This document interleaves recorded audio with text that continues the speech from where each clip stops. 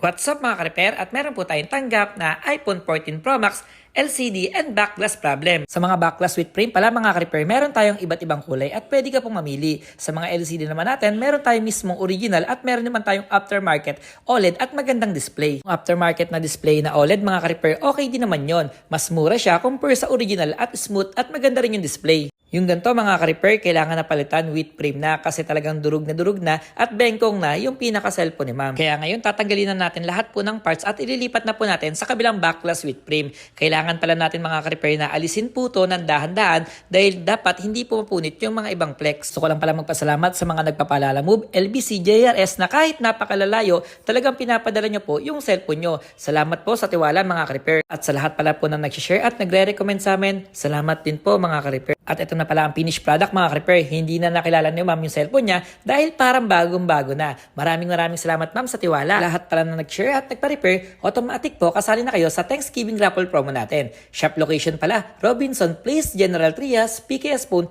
3rd floor, tapat po ng Vivo. Mga hindi ma-replyan po pala sa TikTok ko po, pwede po kayong mag-direct chat po sa page ko po at sa main account ko po. Maraming salamat mga ka-repair. Thank you po.